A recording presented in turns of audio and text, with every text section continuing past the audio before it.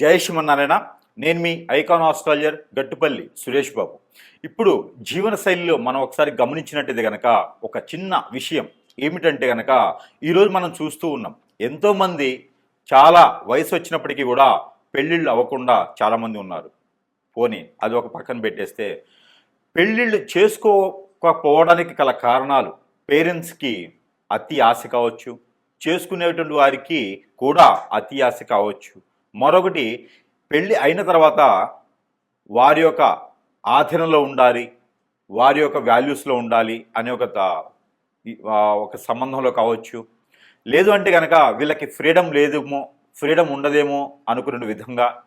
అన్నిటికన్నా ముఖ్యమైనటువంటి విషయం ఏంటంటే కనుక పెళ్లి కాకముందే ఒక రకమైనటువంటి బంధంలో ఉండిపోవటం, ఆ బంధానికి విడిపోలేనటువంటి తత్వం, ఇవన్నీ కూడా మనకి గమనిస్తూ ఉన్నాం.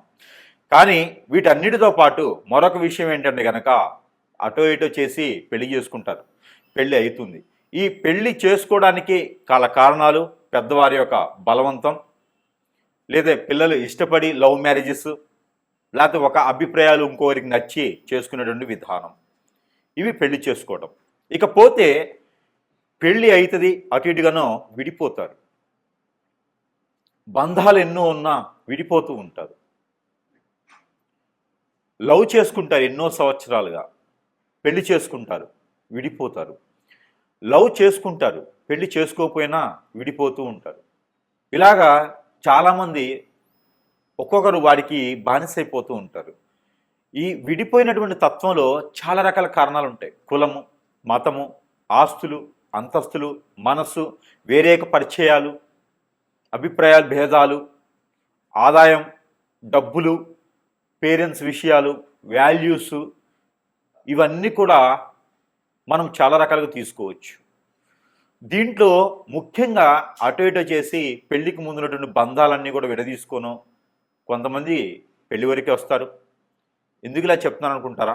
ముందు ముఖ్యంగా మనకు తెలియాలి కదా, అసలు ఏం నడుస్తుంది సమాజంలో, మనం ఎక్కడున్నాం, అసలు మనం ఎక్కడున్నాం, ఏం చేస్తున్నాం, వాల్యూస్ ఏంటి, సనాతన ధర్మం ఏంటి, అసలు ఈరోజు నడుస్తున్నటువంటి బంధాలేంటి, బంధవ్యాలేంటి, వాల్యూస్ ఏంటి, అసలు మనం ఎక్కడున్నాము అనేది ఒకసారి మనం చూడాలి. భారతదేశానికి ఒక చరిత్ర ఉంది.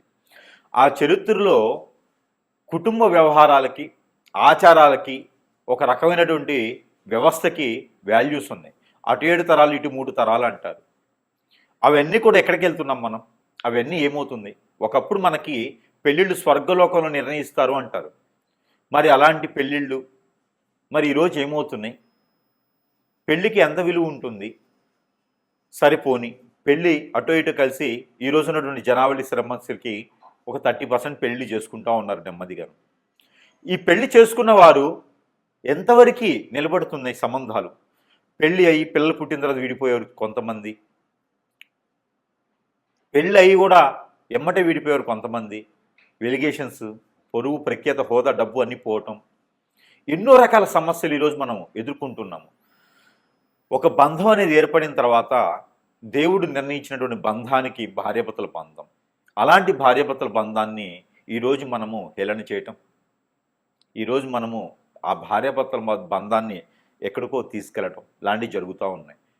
అలాంటి భార్యాభర్తల బంధం విలువ లేకుండా, మరీ గుప్తంగా లేకుండా, విచ్చలవిడితనంతో వ్యవహార పూరితమైనటువంటి విషయాలన్నీ వెలికి తీస్తూ విడాకులు తీసుకోవటం, విడిపోవటం ఈ రోజుల్లో చాలా పెద్ద ప్రాషన్ అయిపోయింది.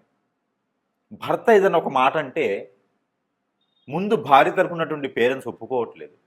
మా అమ్మాయికి ఏం తక్కువ, నీకుతో పాటు సంపాదిస్తుంది, ఆమెను ఎందుకనాలి, ఆవిడకో ఫ్రీడమ్ కావాలి. భార్య ఏమనంటే భర్త తరపున ఉన్నటువంటి తల్లిదండ్రులు ఒప్పుకోవట్లేదు. నా కొడుకు ఏం తక్కువ అండి, అమ్మాయితో పాటు సంపాదిస్తున్నాడు, పిల్లల్ని చూసుకునే అవసరం లేదు, మళ్ళీ కోటీసులు ఇచ్చే సంబంధం వస్తుంది. ఇలాంటి వ్యవహారాలతో తల్లిదండ్రులు కూడా ఆలోచించకుండా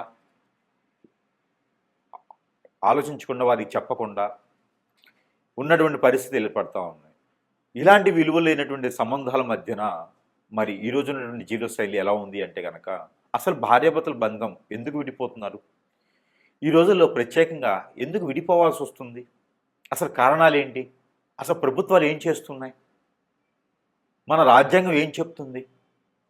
అసలు ఈ జీవోలన్నీ ఏంటి? ఎందుకు తీసుకొస్తున్నారు? ఎవరి కోసం ఈ ఫ్రీడమ్స్? ఒకప్పుడు భార్యాభర్తల బంధం బాగలేదండి? మన వ్యవహార పూరికలు బాలేవండి? వారి జీవితకాలం బతకలేదా అండి? మరి ఈ రోజులు ఎందుకు ఎందుకు ఇలా జరుగుతుంది? అసలు ఏం జరుగుతుంది? ఎందుకు విడిపోతారు? జాతకంలో ఏమైనా తప్పులుంటే విడిపోతుంటారా? అలానే వీరి యొక్క నక్షత్ర ప్రకారంగా కంపాటబిలిటీ లేకపోతే విడిపోతూ ఉంటారా? వీరికి కంపాటబిలిటీ సెట్ అవ్వకపోతే విడిపోతారా?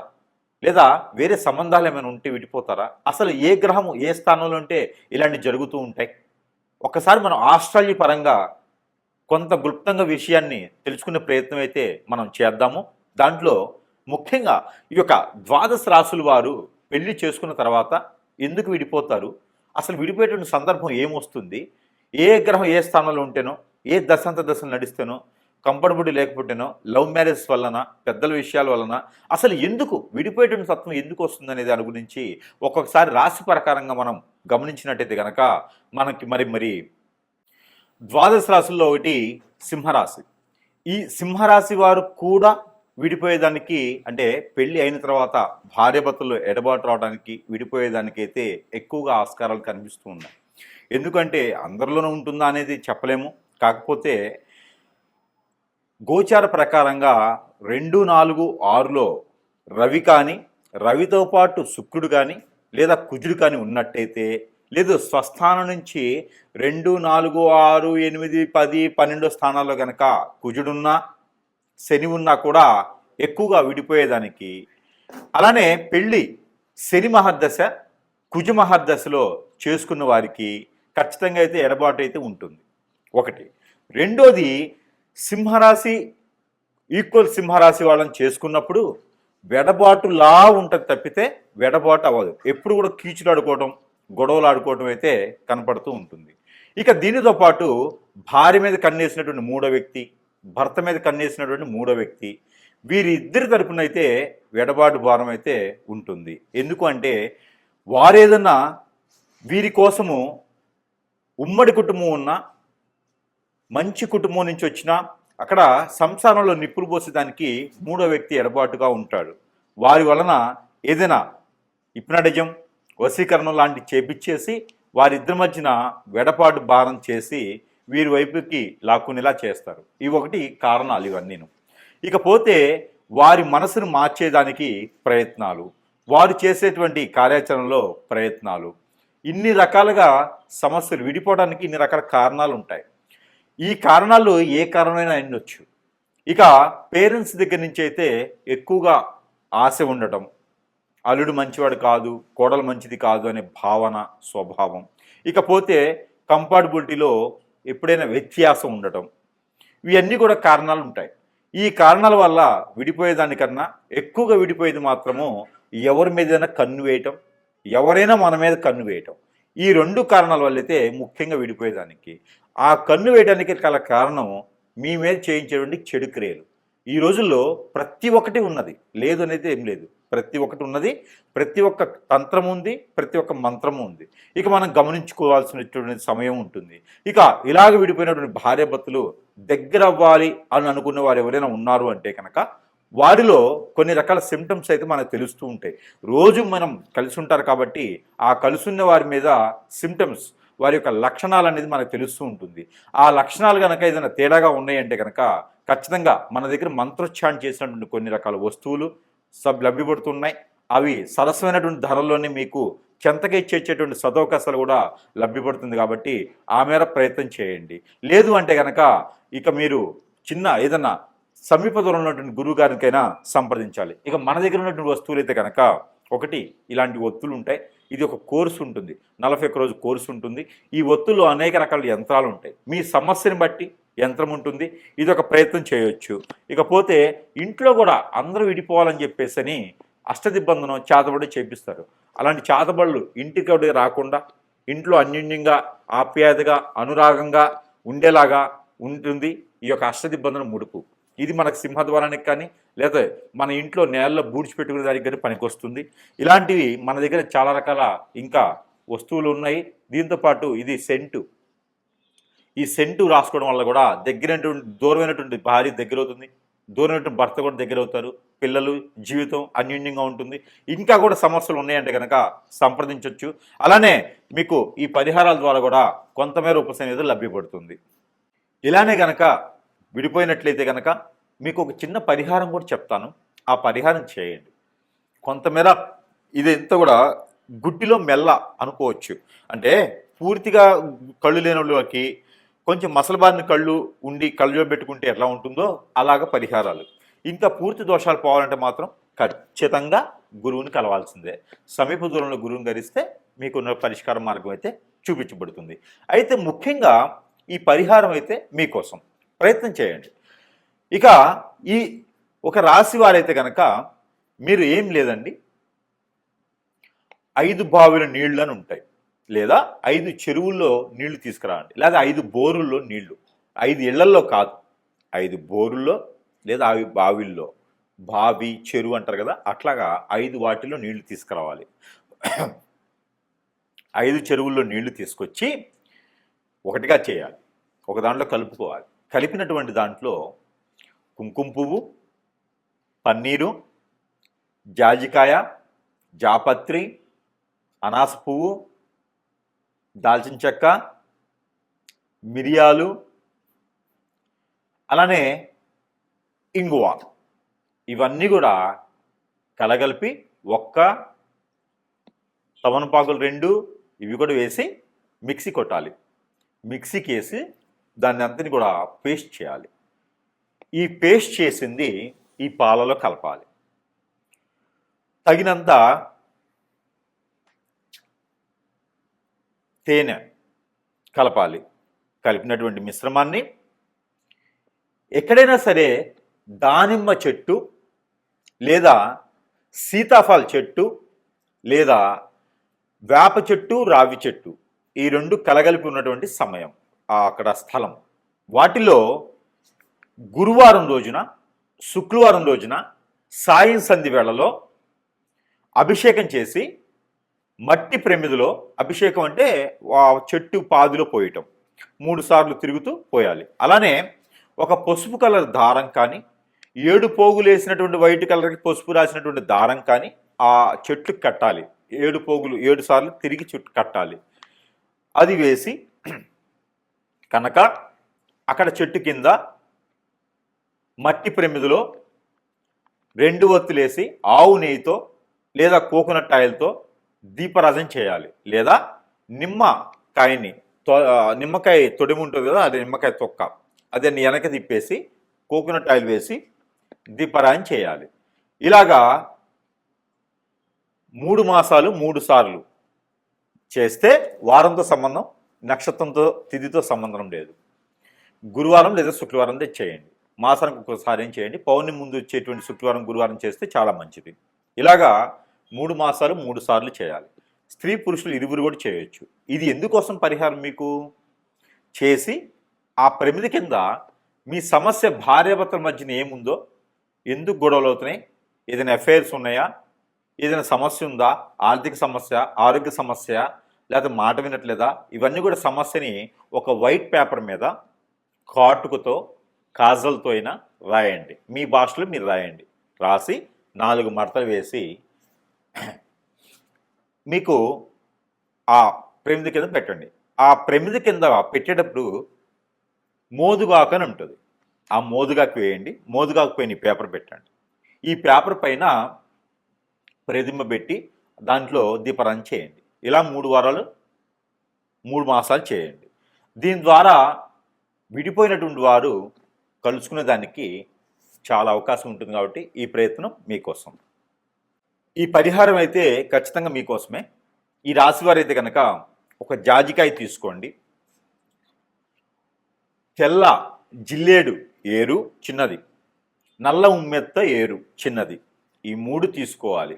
ఈ 3 తీసుకొని భోజపత్రం అని ఉంటుంది, మనకి పూజా సామాగ్రిలో దొరుకుతుంది. భోజపత్రం అంటారు. చెక్కతో చేసినటువంటి ప్యూర్ పేపర్ అంటారు అనమాట. పేపర్ అంటే మిషన్లో వేసి రంగరించి పేపర్లో వస్తుంది కదా, అది భోజపత్రం అంటారు. మనకి చూస్తే తెలుస్తూ ఉంటుంది భోజపత్రం అంటే ఏంటనేది. అయితే ఆ భోజపత్రం పైన మీ పేరు, ఎవరైతే విడిపోయారో వారి పేరు రాయండి. రాసి మధ్యలో స్వస్తిక్ వేయండి. ఆ పేరుకి పేరుకి మధ్యన స్వస్తిక్ వేయండి.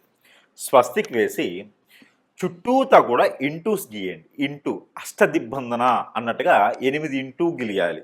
8 రకాల ఇంటూలు రౌండ్ వైర్గా గీస్తూ ఉండాలి దానిపైన. అది రెడ్ ఇంక్ పెన్ అయినా, బ్లూ ఇంక్ పెన్ అయినా, బ్లాక్ ఇంక్ పెన్ అయినా రాయొచ్చు. ఆ భోజపత్రం మీద రాసి జాజికాయ, పసుపు కొమ్ములు 2 పోకలు ఒక్కలు, జాజికాయ ఒకటి, దానితో పాటు మీరు ఒక ఎల్లో కలర్ వస్త్రం తీసుకొని దాంట్లో ఒక 3 దోసెట్లు బియ్యం, ఇలా 3 గుప్పెట్లు బియ్యం, దాంట్లో పసుపు, కుంకుమ, గంధం, ముగ్గు, ₹1 కాయిన్, దాంతోపాటు నేను చెప్పినటువంటి పసుపు కొమ్ములు, జాజికాయ ఒక్కలు ఇవన్నీ కూడా వేసి ముడుపు కట్టేయండి. ఎర్రదారంతో ముడుపు కట్టండి. ముడుపు కట్టి మీ దేవుని మందిరంలో పెట్టండి. రాసిన రోజున ఇది గురువారం, శుక్రవారం రాయాలి. భార్యాభర్తలు కలవటానికి, ఇది విడిపోయి ఉంటే కలవటానికి. గురువారం, శుక్రవారం రోజున ఈ పరిహారం చేసుకోండి. పూజ మందిరంలో పెట్టి చక్కెర పొంగల్ చేయండి. 3 రోజులు చక్కెర పొంగల్ చేసి నైవేద్యం పెట్టండి. నైవేద్యం పెట్టేసి ఆ ముడుపుని 3 రోజుల తర్వాత తీసుకొని వెళ్ళి ఎక్కడైనా పారేడు నీటిలో వేయండి. వేస్తే అంతటితో మీకు విడిపోయినటువంటి భర్త కావచ్చు, భార్య కావచ్చు, ఎలాంటి పరిస్థితులు విడిపోయినా మళ్ళీ తిరిగి వచ్చేదానికైతే ఖచ్చితంగా అవకాశం దొరుకుతుంది మీకు. ఈ ప్రయత్నం చేసి చూడండి. జై శ్రీమన్నారాయణ. ఈ పరిహారం అయితే మీకోసం. ఈ రాశి వారు కనుక ఈ పరిహారం చేసుకున్నట్టయితే కనుక ఖచ్చితంగా విడిపోయినటువంటి భార్యాభర్తలు ఒకటేలా ఉంటుంది, పెళ్లి కానివరకైతే పెళ్లి అయ్యేలా కూడా ఉంటుంది. అలానే ఈ పరిహారం చేసుకోండి, అదృష్టవంతులయ్యేదానికి ఆస్కారం ఉంటుంది. మీకున్నటువంటి కుజదోషం, కాలసర్పదోషం, నాగదోషం అన్నీ కూడా కొంచెం మేర ఉపశమనం దొరికేదానికి అవకాశం కనిపిస్తుంది. కాబట్టి ఈ ప్రయత్నం చేయండి. మీకు వైట్ కలర్ దారం తీసుకోండి. తీసుకొని మీరు ఎంతైతే హైట్ ఉంటారో అంత హైట్, బొటనవేలు దగ్గర నుంచి తల వరకు, బొటనవేలు దగ్గర నుంచి తల వరకు, బొటనవేలు దగ్గర నుంచి తల వరకు, బొటనవేలు దగ్గర నుంచి తల వరకు మీరు 7 టైమ్స్ లేదా 11 టైమ్స్ పోగులు వేయండి. పోగులు వేయండి. జంజం పోగులు వేస్తాం కదా, అట్లాగా. ఈ పోగులు వేసినటువంటి దారాన్ని తీసుకొని దానికి పసుపు రాయండి. అన్నీ కలిపేసి ఈ 11 దానికి పసుపు రాయండి. ఈ పసుపు రాసినటువంటి దారానికి 2 పేటలు వేయండి. ఇట్లా చేస్తే 2 పేటలు అవుతాయి. ఈ 2 పేటలు వేయండి. 2 పేటలు వేసినటువంటి దారానికి రాగిలో కానీ, పంచలోకాలు కానీ, సిల్వర్లో కానీ 2 పాములు, జంట పాములు ఉంటాయి కదా, ఇలాగా పరిగిప్పి, ఈ జంట పాములు ఉన్నటువంటి ప్రతిమ అంటే రూపు ఒకటి తీసుకోండి. ఈ రూపు తీసుకొని ఈ కొలిసినటువంటి దారాన్ని దానికి కట్టేసేయండి. దానికి అడ్డంగా కట్టేసేయాలి. బంధన అన్నట్టుగా, బంధన అంటే ఇలా కట్టం, అడ్డంగా కడతాం బంధన. ఈ బంధన అనేది దానికి కట్టేసేయండి. ఈ కట్టినటువంటి దాన్ని మీ తల దగ్గర పెట్టుకొని ఒక 3 రోజులు నిద్ర చేయండి. అలాంటి సమయంలో కలవద్దు. అలాంటి సమయంలో విడిగా పడుకోవాలి. నేల పడక చేయాలి. చాప మీద పడుకుంటే మంచిది. మంచం మీద పడుకోవద్దు. ఈ 3 రోజులు కూడా మీ పక్కలో పెట్టుకొని పడుకోండి. తెల్లవారు లేచిన తర్వాత తల దగ్గర నుంచి కాలు వరకు, 7 టైమ్స్ తీసుకోండి. 3 రోజుల తర్వాత ఇది ఆదివారం రోజు, మంగళవారం రోజు మొదలుపెట్టండి. ఈ 3 రోజులు సాయం సంధ్య వేళ మొదలుపెట్టండి. ఈ 3 రోజులు నాన్ వెజ్ భుజించకండి. వెజ్లో కూడా ఆలు, గోంగూర, వంకాయ, పొట్లకాయ తినకండి. ఆలు, గోంగూర, వంకాయ, పొట్లకాయ ఇవి తినకండి. నాన్ వెజ్లో ఫిష్ కానీ, మటన్, చికెన్ ఏం తినొద్దు. మామూలు శాకాహారిగా ఉండండి. పాలు కూడా తాకండి. ఎగ్స్ కూడా తినకండి. ఈ 3 రోజులు దీప నైవేద్యాలు పెట్టండి స్వామివారి దగ్గర. ఏ ఆలయానికి వెళ్ళే అవసరం లేదు, మామూలుగా అయితే వెళ్ళండి. ఇక ఈ ప్రతిమ తీసుకెళ్ళి ఎక్కడైనా మీకు పారెడు నీరు ఉంటే అక్కడ ఒక కొబ్బరికాయ తీసుకొని వెళ్ళండి. ఆ కొబ్బరికాయ కొట్టేసి అక్కడే మీకు చెరువు దగ్గరగా కొబ్బరికాయ కొట్టేసి ఆ నీళ్లు తీసేసి ఆ 2 చిప్పల మధ్యలో ఈ పడగ ఏదైతే ఉందో, రాగిది కానీ, పంచలోకాలు కానీ, సిల్వర్ కానీ తీసుకున్నటువంటి పడగ కట్టినటువంటి బంధనం కట్టేసి మీ దగ్గర పెట్టుకుని పడుకుంటారు కదా, ఆ పడగ తీసుకొని కట్టేసేయండి. కట్టేస్తారు కదా, ఆ కొబ్బరి చిప్ప లోపల పెట్టేసేయండి. పెట్టేసి దానికి నల్లని దారం లేదా ఎర్రని దారం కట్టేసి దాన్ని మళ్ళీ ఫిల్ చేసేసేయండి. 2 అతికిచ్చేసి దాని లోపల ఈ నాగపడిగలది పెట్టేసి కట్టేసేయండి. ఆ కట్టినటువంటి కొబ్బరికాయ పారేడు నీటిలో కానీ నిలువున్నట్టు కుంటలు వాటి ఉంటాయి కదా, వాటిలో కానీ వేసేసేయండి. వేయటం ద్వారా మీకున్నటువంటి దిష్టి దోషాలే కాదు, కాలసర్పదోషం నాగదోషమే కాదు, భార్యాభర్తలు విడిపోవడానికి ఎలాంటి సకల దోషాలు ఉన్నా కూడా ఇలా చిటికలో పశాపంచలు అవుతాయి. ఈ ప్రయత్నం చేస్తే మీ భర్త మీ దగ్గరికి వస్తారు, మీ భార్య మీ దగ్గరికి వస్తుంది. ఈ రెమెడీకి మాత్రం గురువుగారికి ఎంత ఇచ్చినా తక్కువే. కాబట్టి ఈ పరిహారం చేసుకొని మళ్ళీ విడిపోయినటువంటి భార్యాభర్తలు కలుసుకోవాలనిగా మనస్ఫూర్తిగా కోరుకుంటూ ఉన్నాను. చిన్న జీవితం, బొగ్గుపాలు చేసుకోకండి. భార్యాభర్తలు ఎల్లకాలం కలుసుకునేలాగా ప్రయత్నం చేయండి. ఈ పరిహారం చేసుకొని అదృష్టవంతులు అవ్వండి. జై శ్రీమన్నారాయణ. ఈ పరిహారం ఈ రాశి వారు చేసుకున్నట్టయితే కనుక ఖచ్చితంగా మీకు విడిపోయినటువంటి భార్య మళ్ళీ రావాలని మనస్ఫూర్తిగా ఉందా, ఈ పరిహారం చేయండి. విడిపోయినటువంటి భర్త అతనే కావాలని మీకు అనిపిస్తే కనుక ఖచ్చితంగా ఈ పరిహారం చేయండి, వచ్చేస్తాడు. ఏమిటంటే ఒక రాగి పాత్ర తీసుకోండి, చెమ్ము, గ్లాసు, పాత్ర ఏదైనా తీసుకోండి. తీసుకొని దానిపైన మూత ఉంటుంది కదా, ఆ మూత కింద పెట్టండి. సింహద్వారానికి లోపల నుంచి బయటికి వస్తూ ఉంటే రైట్ సైడ్లో ఉండాలి. బయట నుంచి లోపలికి వెళ్తుంటే లెఫ్ట్ సైడ్లో ఉండాలి. గడప పక్కన ముందు, అంటే మనం బయటికి వెళ్ళే దారిలో గడప పక్కన లోపల నుంచి బయటకు వస్తుంటే రైట్ సైడ్. కింద ప్లేట్ పెట్టి దానిపైన భోజపత్రం లేదా మోదుగాకు అంటారు కదా, మోదుగాకు వేయండి. మోదుగాకు పైన మూత పెట్టేసేయండి. చిన్న ఇట్లా పెట్టేసేయండి మూత ఎలికల. దాంట్లో పాత్ర, గ్లాసు, చెమ్ము ఏదో ఒకటి పెట్టేసి దాని లోపల నీళ్లు వేయండి. నీళ్లు వేసి దాంట్లో మందార పువ్వు ఒకటి, రోజ్ పువ్వు ఒకటి వేయండి. ప్రతిరోజు నీళ్లు మార్చండి, పువ్వులు మార్చండి. దాంట్లో ఒక జాజికాయ వేయండి. మిరియాలు ఒక 4 వేయండి. తెల్ల ఆవాలు ఒక 4 వేయండి. మెంతులు ఒక 4 వేయండి. ఇవి వేసి నీళ్ళు అక్కడ పెట్టేయండి. ప్రతిరోజు కూడా ఉదయించే సూర్యునికి నీళ్లు ఆర్జనివ్వండి.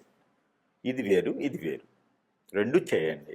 ఈ 2 చేస్తూ నాగపడిగలు కానీ, మానసదేవి అమ్మవారు కానీ, సుబ్రహ్మణ్యేశ్వర స్వామివారు కానీ, పుట్ట దగ్గర కానీ, కుమారస్వామి, అయ్యప్పవారి స్వామి, ఇక్కడ ఈ ఆలయాల్లో మాత్రమే మీరు చలిబిడి అంటే అందరికీ తెలుసా?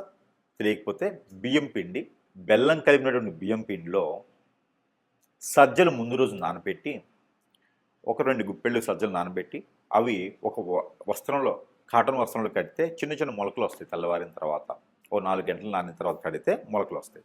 ఆ మొలకలు వచ్చినటువంటి సజ్జల్ని ఈ చలిబిడిలో కలపండి. బియ్యం పిండి, బెల్లం కలిపినటువంటి పిండిలో కలిపేసి అక్కడ స్వామివారికి నైవేద్యం పెట్టండి. ఏ సమస్య అయితే భార్యాభర్తల మధ్య ఉందో ఆ సమస్య విడిపోవాలని. ఇవన్నీ కూడా మీరు ఒక 21 రోజు చేయండి. ఖచ్చితంగా విడిపోయినటువంటి భార్యాభర్తలు ఖచ్చితంగా కలుసుకుంటారు. ఇలా చిటికలో అయిపోతుంది. కోర్టు వరకు వెళ్ళినటువంటి సమస్యలు కూడా పటాపంచలైపోతాయి. ఈ ప్రయత్నం చేసి చూడండి. జై శ్రీమన్నారాయణ.